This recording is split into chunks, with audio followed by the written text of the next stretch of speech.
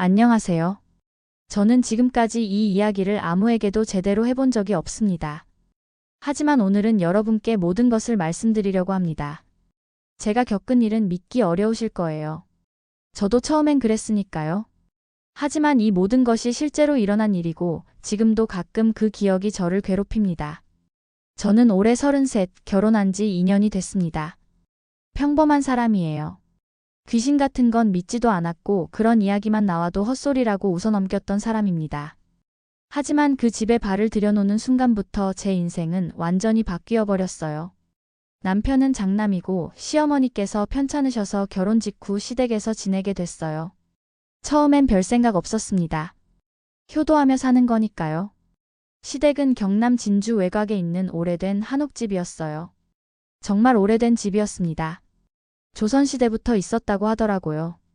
부엌은 바깥에 따로 붙어 있고 마당엔 작은 우물도 있었죠. 첫인상은 나쁘지 않았어요. 고즈넉하고 운치 있다고 생각했거든요.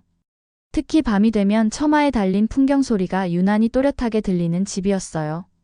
그 소리가 처음엔 아름답다고 생각했는데 지금 생각해보면 그 풍경 소리가 뭔가를 알려주는 신호였던 것 같아요. 첫날부터 이상했습니다. 밤 11시쯤이었을 거예요.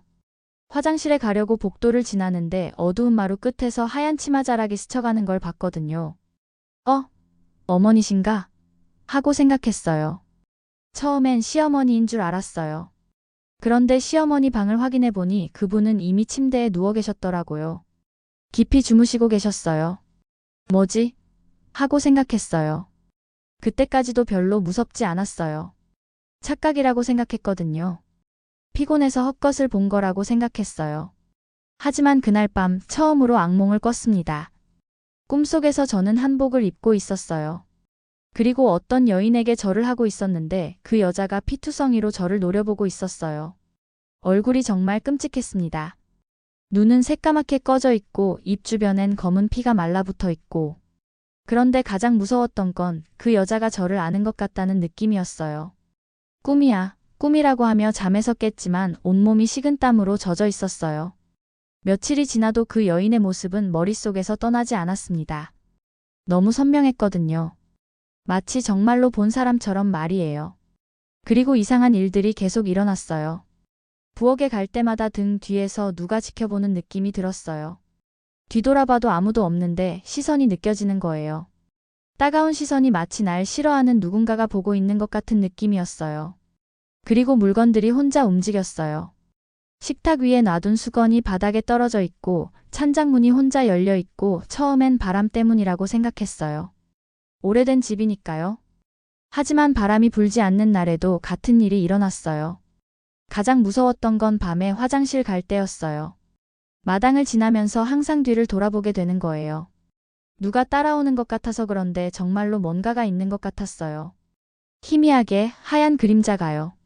시어머니께 말씀드렸어요. 어머니, 이 집에서 이상한 일들이 자꾸 일어나는 것 같아요. 그랬더니 시어머니가 대수롭지 않게 말씀하시더라고요.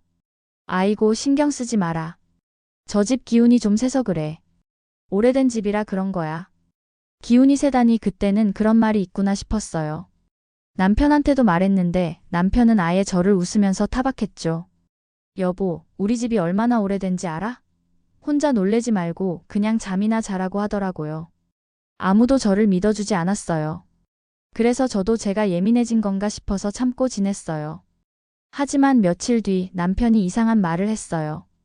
여보, 희한한 꿈을 꿨어. 무슨 꿈? 꿈에서 어떤 여자가 나왔는데 나보고 왜 배신했냐고 울더라고. 근데 얼굴이 이상하게 낯이 익더라. 그 순간 저는 등골이 서늘해졌어요. 그 여자를 본 건 저뿐만이 아니었던 거예요. 그 여자가 어떻게 생겼는데? 한복을 입고 있었는데 얼굴이 창백하고 뭔가 슬퍼 보였어. 그런데 눈이 무섭더라. 똑같았어요. 제가 본 그 여자와 말이에요. 시어머니는 말은 안 했지만 무언가를 알고 있다는 느낌이 들었어요. 특히 안방 옆에 있는 작은 방에 대해서는 절대 가까이 가지 말라고 했어요. 그 방은 오래 비워둬야 한다. 아무도 들어가면 안 된다. 애 낳고도 마찬가지야. 왜 그런지 물어봐도 대답하지 않으시더라고요. 그냥 옛날부터 그래왔다고만 하셨어요. 그 방은 정말 이상했어요.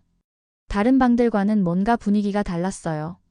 문 앞만 지나가도 소름이 돋고 안에서 뭔가 나올 것 같은 느낌이 들었어요. 그런데 어느 날 밤 그 방에서 소리가 났어요.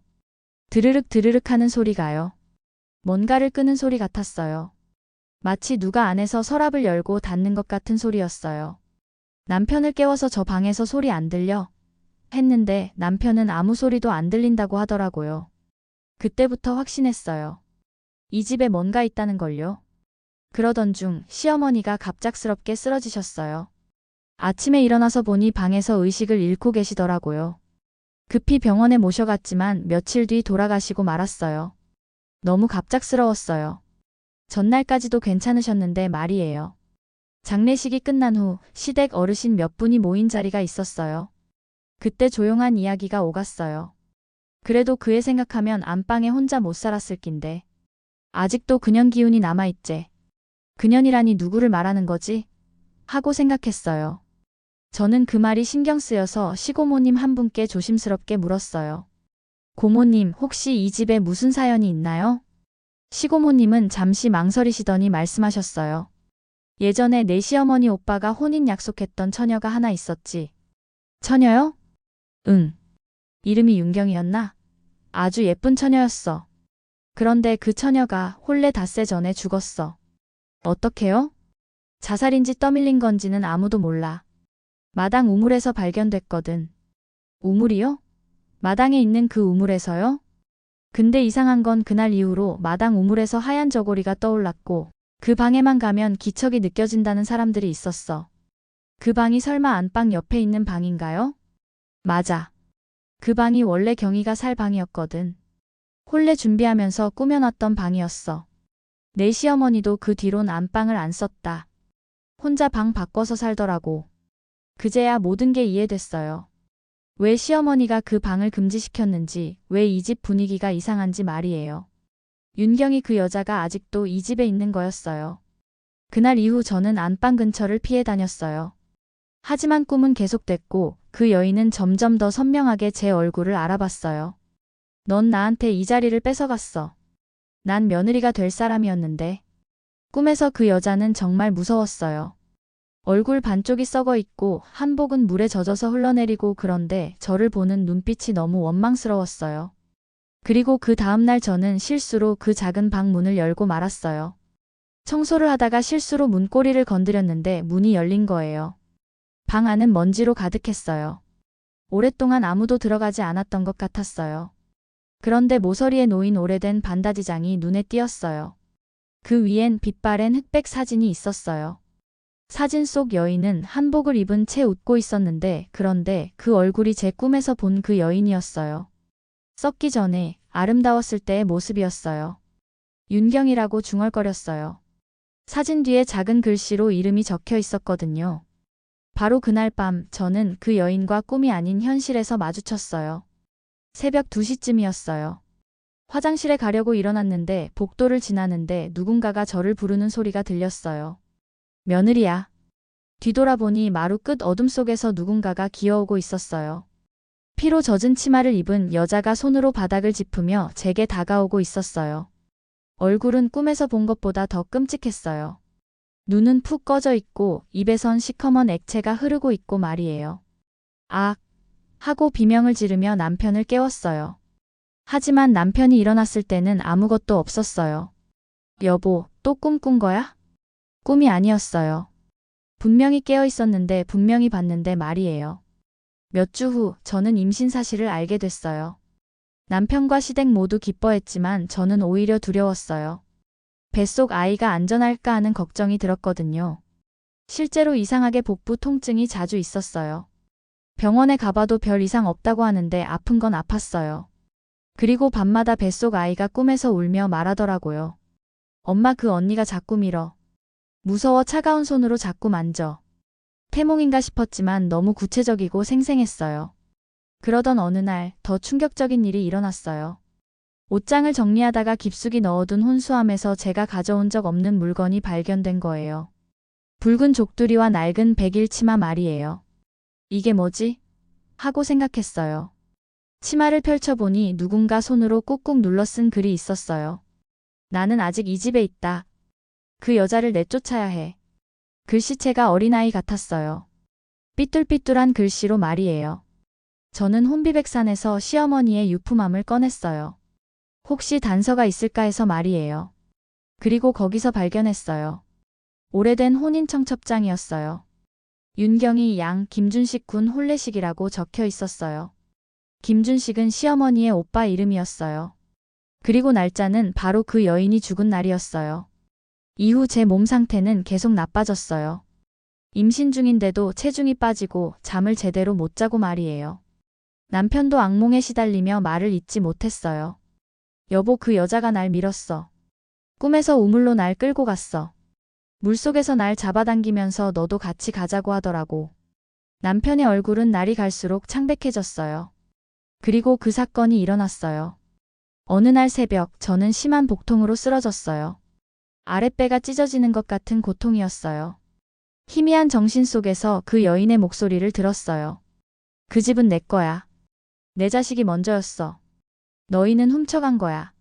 내가 먼저 이 집 며느리가 되기로 했는데 왜 너는 내 자리에 있어? 그 아이도 내가 가져갈 거야. 내 아이가 먼저 이 집에서 태어나야 해. 그때 느꼈어요. 뱃속 아이가 위험하다는 걸요. 안 돼. 내 아이를 살려야 된다고 생각했어요. 정신을 차려보니 병원 응급실이었어요. 남편이 울고 있었고요. 여보, 괜찮아. 아기는 무사해. 다행히 태아는 무사했지만 저는 더는 그 집에 머물 수 없다고 판단했어요. 남편과 긴 대화를 나눴어요. 여보, 우리 이사 가자. 이 집에 있으면 우리 아이가 위험할 것 같아. 남편도 이미 한계였던 것 같아요. 매일 악몽에 시달리고 있었거든요. 시댁과 상의 끝에 우리는 다른 도시로 이사하게 됐어요. 그 집은 지금도 비어 있어요. 아무도 그 방에 들어가지 않고 아무도 그 집에서 살려고 하지 않아요. 이사한 후로는 악몽도 멈췄고 제 몸 상태도 좋아졌어요. 아이도 건강하게 태어났고요. 이제 끝났구나 싶었어요. 하지만 며칠 전 남편과 함께 외식하고 돌아오는 길에 갑자기 제 핸드폰이 울렸어요. 발신자 없음으로 온 문자였어요. 며느리야. 나 아직 거기 있어. 그 순간 온몸에 소름이 돋았어요. 그날 이후 전 핸드폰 번호를 바꾸고 심리 상담도 받으며 조금씩 안정되고 있어요. 하지만 가끔 거울 속에 제 뒷모습 너머로 누군가의 하얀 얼굴이 보일 때가 있어요. 그럴 땐 저는 마음속으로 이렇게 되뇌입니다. 이젠 그 집은 당신 것이 아니에요. 저도 당신 것이 아니고요. 지금도 가끔 그 집 꿈을 꿔요. 꿈에서 그 여자는 여전히 우물가에 앉아서 저를 기다리고 있어요. 언젠가는 돌아올 거야. 이 집은 원래 내 거였어. 하지만 저는 절대 돌아가지 않을 거예요. 그 집도, 그 과거도 이제는 제 것이 아니니까요. 여러분께 이 이야기를 들려드리는 이유는 혹시 비슷한 경험을 하시는 분들이 계실까 해서예요. 만약 여러분도 이상한 집에서 이상한 일을 겪고 계신다면 너무 오래 참지 마세요. 어떤 집에는 과거가 살아있어요. 죽은 자의 원한이 살아있고 그것이 산 자를 괴롭힐 수 있어요. 그런 곳에서는 도망치는 것이 답일 수도 있어요. 지금 저는 새로운 곳에서 평범하게 살고 있어요. 아이도 건강하게 자라고 있고요.